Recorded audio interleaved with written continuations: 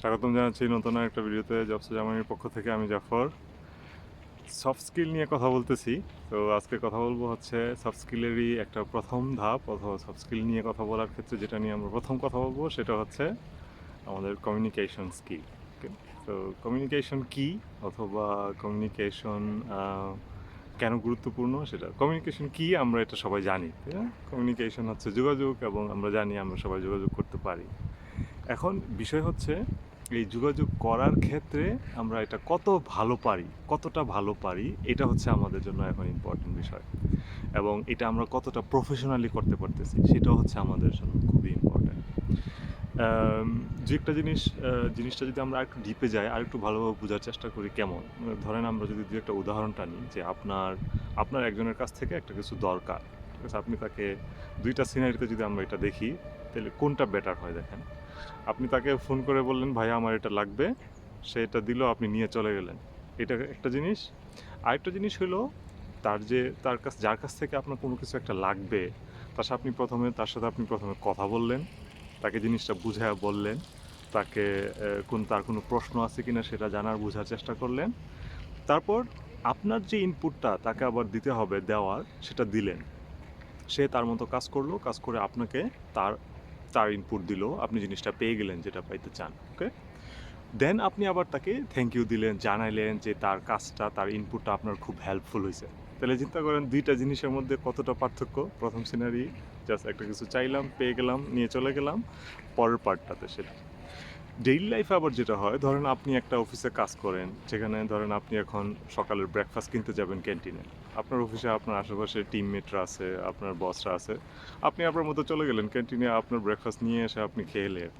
But যদি জিনিসটা এমন হইতো যে আপনি ব্রেকফাস্ট ক্যান্টিনে যাওয়ার আগে আপনার কলিগদেরকে জিজ্ঞেস করে গেছেন, তোমাদের কিছু লাগবে কিনা, আমি ক্যান্টিনে যাচ্ছি, ঠিক আছে? আসার পরে হচ্ছে ওদেরকে ওই জিনিসটা নিয়ে আসা, ওকে? অথবা লাঞ্চে কোথায় করতে যাবেন সেই জিনিসটা বলা। দুটো জিনিসের মধ্যে পার্থক্য আছে। তো এই যে বিষয়গুলা, যে ছোট্ট ছোট্ট বিষয়। সো প্রথমে কমিউনিকেশন মানেই হচ্ছে আমাদেরকে একটু কথা বলতে হবে, ওকে? আজেরা কথা না, বেশি কথা না, বাট প্রয়োজনের কথা যেটা, সেটা আমাদেরকে বলতে হবে। আরেকটা জিনিস আমার ব্যক্তিগত লার্নিং থেকে হচ্ছে, আপনাকে সবসময় আপনার অপোজিট যাদের সাথে আপনার কাজ, তার হয়ে একটু চিন্তা করতে হবে। যে সবসময় শুধু আমার কি দরকার এটা না, যে আমার অপোজিটের কি দরকার, তার কি হেল্প হইতে পারে, এবং তার কোনভাবে কীভাবে কি হইলে তার হেল্প হবে, তার উপকার হবে, তার কাজে আসবে, এই পার্সপেক্টিভ থেকে চিন্তা করে কথা বলা, শেয়ার করা। এবং আমাদের দেশীয় চিন্তাভাবনায় যেটা আমরা করি, অনেক সময় আমরা মনে করি আরে আমি তো কমিউনিকেশনে ভালো, আমি তো কমিউনিকেশন পারি। বাট অনেক জায়গায় আমরা সেটা প্রফেশনাল না, ঠিক আছে? আমরা অনেক কিছু মনে মনে চিন্তা করি, বাট এটা ভুলেই যাই যে এটা প্রকাশ করা উচিত, এটা বলা উচিত।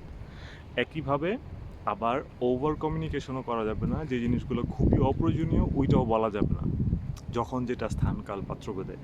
তো সবচেয়ে ইম্পর্টেন্ট হচ্ছে আমরা যেখানেই থাকি না কেন, যে জায়গায় থাকি না কেন, আসি না কেন, কমিউনিকেশন স্কিলটা বাড়ানোর চেষ্টা করা, স্পেশালি প্রফেশনাল ফিল্ডে। যে আমি যেখানেই আসি, যেখানেই থাকি, আমার কমিউনিকেশন স্কিল আমি আপ করতে চাই, আমি বাড়াইতে চাই অলওয়েজ, ওকে? সেই জায়গাটায় নিজেকে পৌঁছান, অথবা নিজেকে ওই জায়গায় পুশ করা, এবং ওই কাজগুলো করার কন্টিনিউ করতে যাওয়া।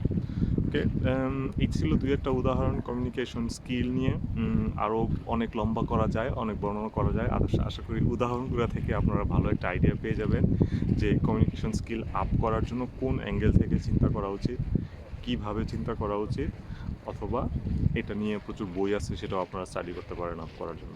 থ্যাংক ইউ সবাইকে ভিডিও দেখার জন্য। জবস জার্মানির পাশে থাকবেন, ভিডিও শেয়ার করবেন। দেখা হবে নেক্সট ভিডিওতে। Bye bye.